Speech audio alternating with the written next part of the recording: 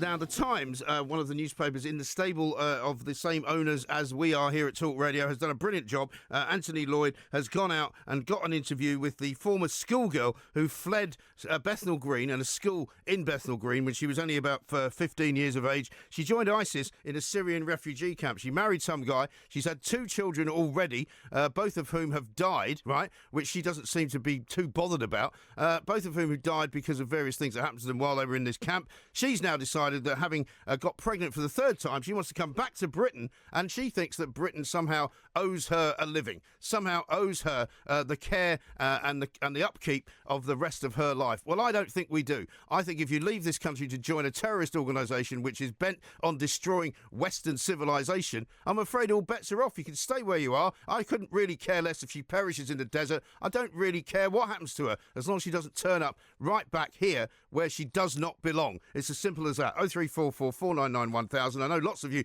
will agree with me. Some of you may think I'm being a bit harsh. Some of you may go, well, hang on a second. You know, this is a 19-year-old girl. Surely she deserves our sympathy. Surely she deserves our compassion. Well, no, I don't think she does. She doesn't deserve sympathy or compassion. She went and willfully joined an organisation of people who would like to see the demise of Western society in principle.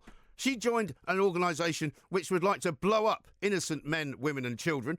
She joined an organisation which was hell-bent on debasing women, on cutting off people's heads, on setting people on fire in cages. These are savages, ladies and gentlemen. Shamima Begum went and joined them. I don't care. I don't give a stuff whether she was in some way groomed. That's not the point.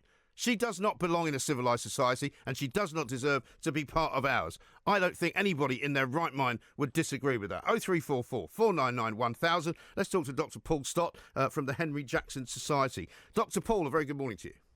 Good morning, Mike. Thanks very much indeed for joining us. Now, there will be people out there, and I'm already seeing some of them on Twitter, saying, oh, well, you know, it's not her fault. She was led into this. She was kind of hoodwinked into joining an organisation she didn't know much about. She was only a schoolgirl. I don't think any of that matters, do you? No, not really. I think individuals have agency and they take their own decisions. Yeah. The age of criminal responsibility in Britain's 10. These girls were all 15 when they went out. She's 19 now and clearly still holds very similar positions.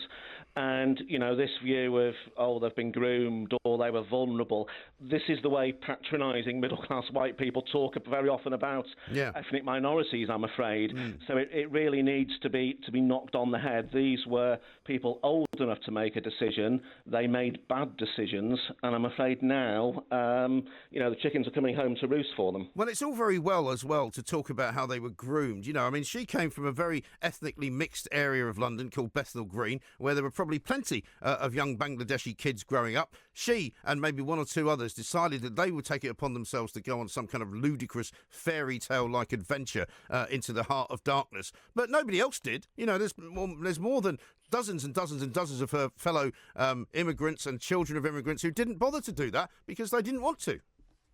No, they made better decisions or simply didn't share her views. I mean, it's worth remembering as well, of the 4 girls who went out from Bethnal Green, 1 earlier and 3 in a group, one of Shamima Begum's friends, Amira Abbasi, we know her father had been pictured with Alma Haroon, Anjum Chowdhury's group, you know, burning the American flag and shouting Allah Akbar on demonstrations. So, you know, I think there'd been at least some connection to radical circles beforehand. It's also worth stressing that in order to get out there, they stole family jewellery. So they'd, you know, taken quite a calculated decision. And all of this was occurring in the period where, you know, the full truth about Islamic State was known. We'd seen, for example, the kidnapping of various Britons out there, including Alan Henning, you might remember. So, you know, these people who chose to renounce Britain and join a caliphate, and they ended up on the losing side. Yes. They bought one-way tickets, and really that needs to be the line that the government holds on to. There may be a case for taking some individuals back who've provided actionable intelligence, those who are genuinely remorseful, who've reformed potentially. Yeah, but how do you measure that, though? Paul, because well, it's all very well.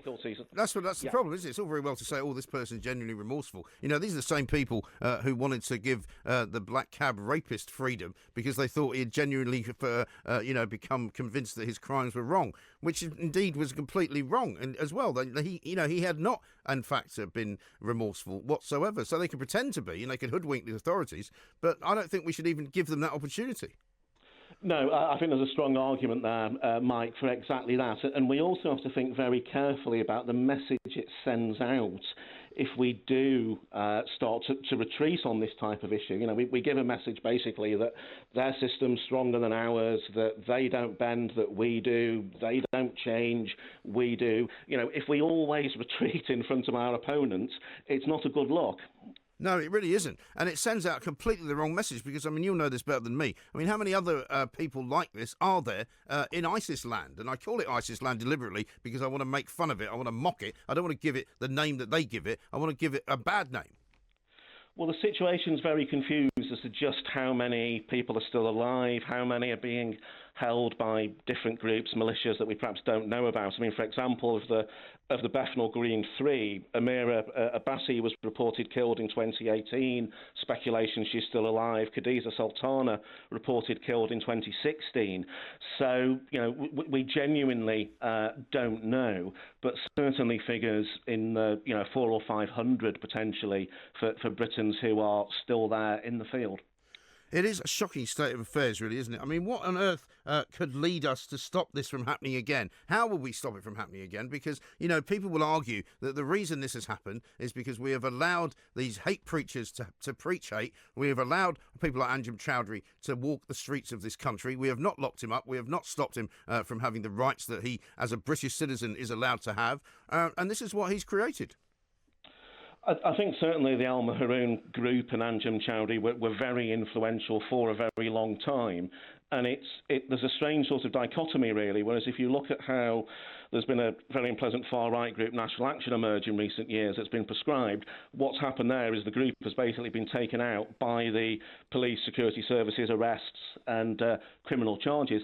That never really happened, unfortunately, with Anjem Choudary, that he and his group were allowed to have quite a high profile for a long time. But I think it's also important to stress that, with, for example, these three young women in Bethnal Green, there seems to be this search for a sort of Islamic utopia and a belief in utopias. Right. And some of the rhetoric from Islamic State, whatever term you want to give them, did seem to sell quite readily, unfortunately, in communities where, this is seen as the big thing. And also, these are people who fundamentally disagree with our very existence and all of the things that we hold dear and all of the things that we have worked for centuries to create and all of the kind of freedoms and all of the equalities and all of the kind of non-gender specific situations that we have in this country, what I call civilization. They want to kill it. So why should we allow this woman to come back here? Well, as you've seen in the papers, Mike, they don't necessarily disagree with the National Health Service. Oh, they quite like the free healthcare, I'm sure, and I'm sure that she would love the fact that she can come back here and have her baby treated. This is a woman who you might say is partially deranged. She's lost 2 children already at the age, and she's only 19. Well, I don't know all the details on that, but I think we are at the beginning, really, now, Mike, of a whole series of disputes and issues like this. Because you've basically got 3 groups of people who've gone out to Syria and parts of Iraq. You've obviously got those who've gone out to fight. You've got the sort of fans and jihadi brides. You've got the extended families of some of the fighters. And then you've got those who've gone out who'll claim they've gone out certainly for charity work. Yeah. And some of those are now looking, there's been a lobbying organisation formed, the Unity Project, to try and bring some of these people back. So I'm afraid this is going to be a really big issue over the next few weeks. And so months. We're going to need to find some kind of set response, are we not? So that we don't have every single time one of these people appears a whole long drawn-out process for one individual. Surely we should set a policy here. The government is duty-bound to do that, isn't it?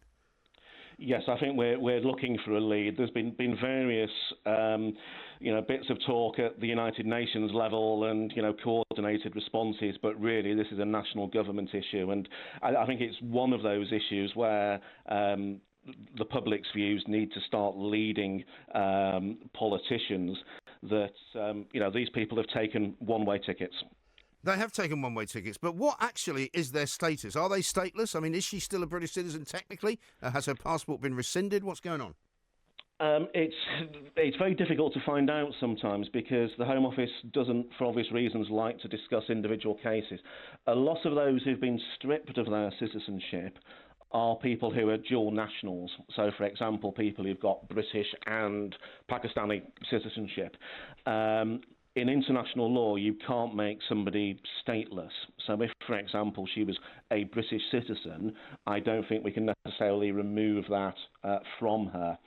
So, but equally, the advice of the British government for a long time has been, don't go to Syria. We cannot provide any support for individuals there. Right.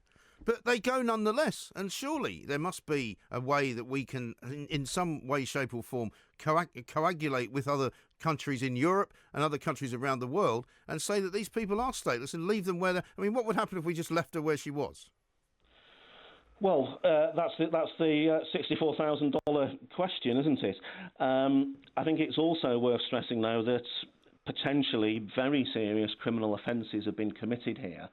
Somewhat bizarrely, after these three young women left Bethnal Green, the police were criticised for failing to stop them, and the police actually declared that they wouldn't, for example, be charged over the accusations of stolen jewellery. I think there are clearly other offences under counter-terrorism legislation, much more serious, that have been committed here.